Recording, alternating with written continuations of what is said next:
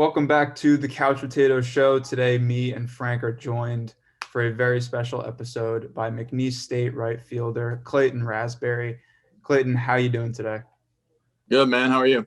Pretty good. Why don't you tell us a little bit about yourself for those that don't know you very well, how you got started and all that?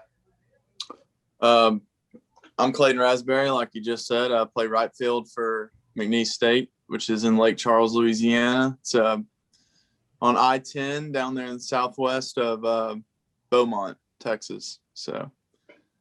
And been playing here since 2018, 2019. Started out of high school actually playing at Stephen F. Austin. Most people don't know that, but bounced back to a junior college in Grayson County, Texas. Loved it there. Shout out to the G boys, and then made it here to McNeese, and I've loved every second of it. So Clayton, how'd you start out playing baseball? Like, what first got you into the game? Who taught you the basic rules, and what really got you invested in the game? I started playing baseball as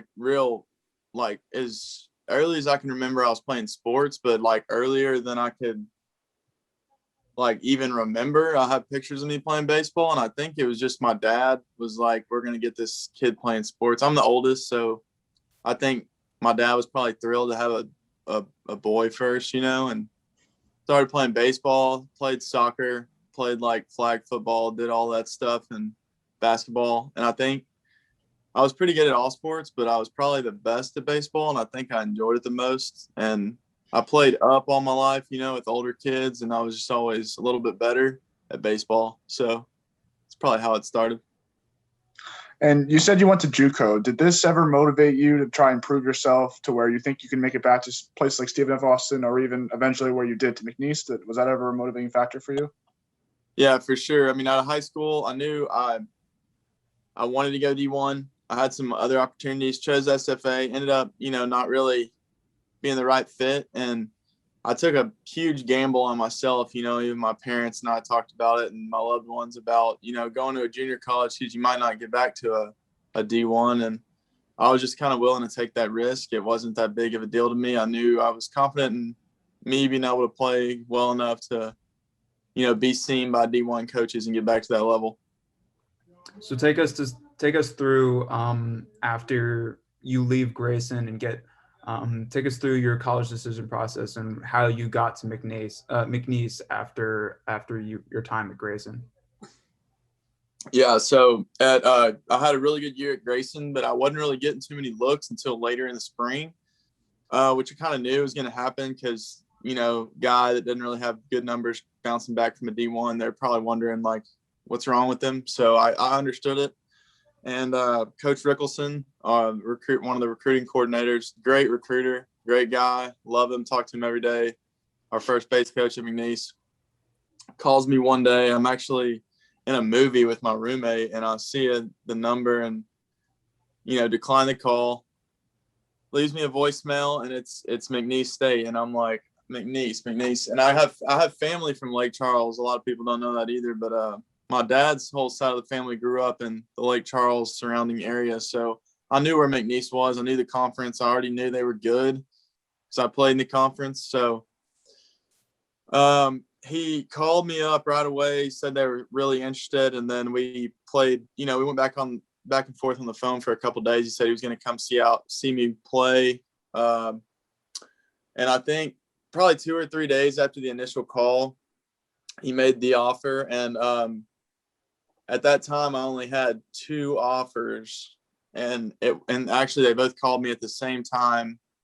It was Miami, the U, and then it was McNeese. So Coach Rickelson, he did a really good job recruiting, and I knew I like a mid-major. I just like the mid-major feel, and I trusted him.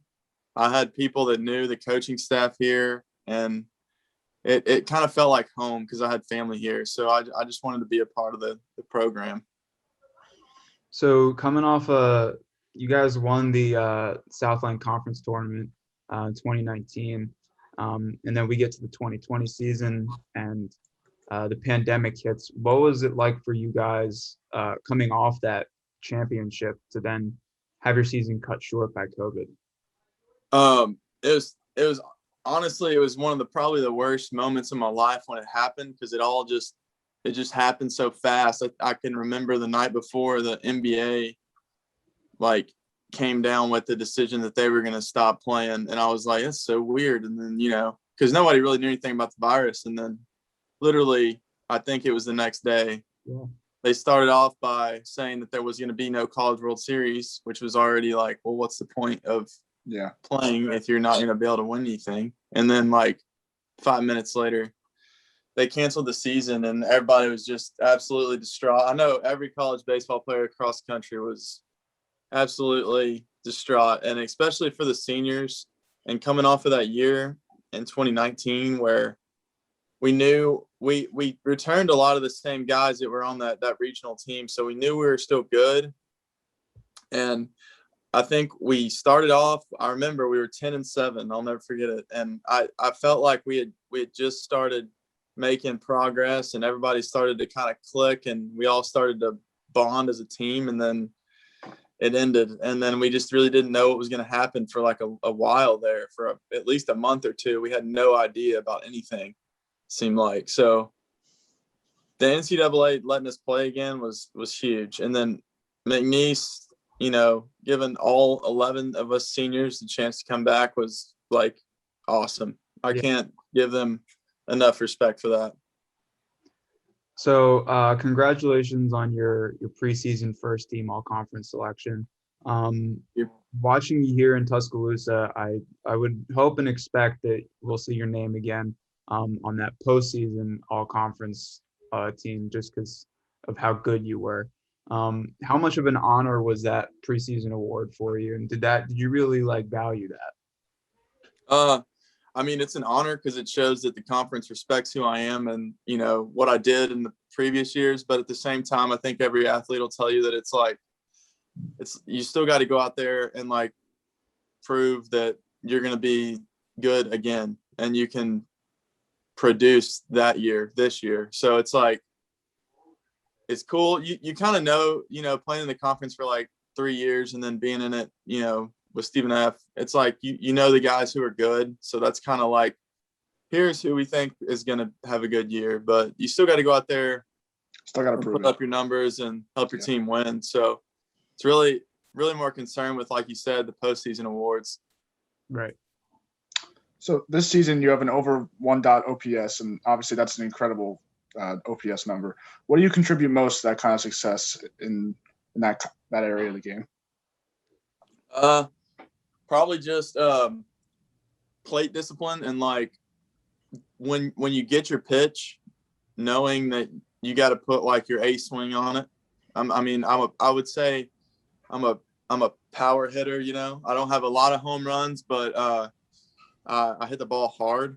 So it's just knowing that when you get your pitch, you're up there to do damage, not to just get a hit. That sounds cocky, but I think every player in the meat of the order would tell you that. Gotcha. So what do you think is the biggest difference in your game personally when you compare it to previous seasons, and especially the last season you guys played? This year, just knowing, I guess having a better understanding of the ins and outs of the game, how they're going to pitch me, because I have so much video on me, just being kind of like a veteran in college baseball, because you've been around it so long, just knowing what it takes to win games, and knowing what it takes to be a leader on the team and help the other guys figure it out quicker than I did, I guess. And what was the biggest adjustment you've seen from opposing pitching? Because you say they adjust to you every single year. So what's the biggest change you've seen in how they pitch you? I know that's a huge thing for hitters, is even mid-game adjustments.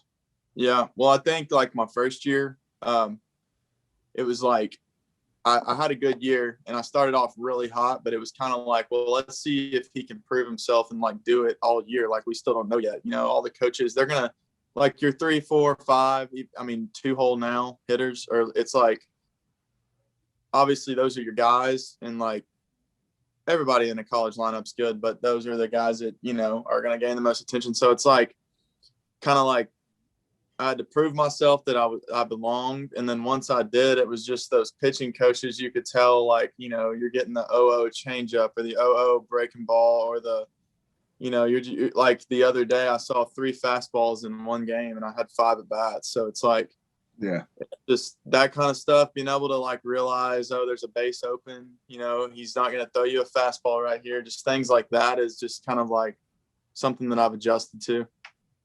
So in March, your former team, SF Austin, they came to town to McNeese. And what was it like playing against those guys that you came up with into college? And were you able to kind of help your pitcher out and kind of knowing how to pitch these guys? Well, actually, I've been this is my 6th year playing college baseball. So my first year playing them was 2019, and I knew a lot of the hitters on that team.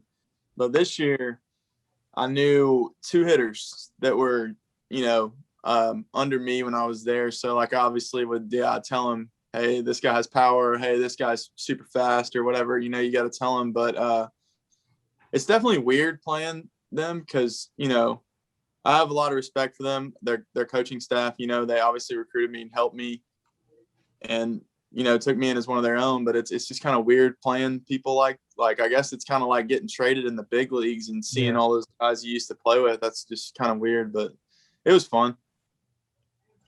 You just said you've played 6 years of college baseball. What's your favorite story or what's your favorite memory that you have for us? There's got to be some good ones in 6 years of time.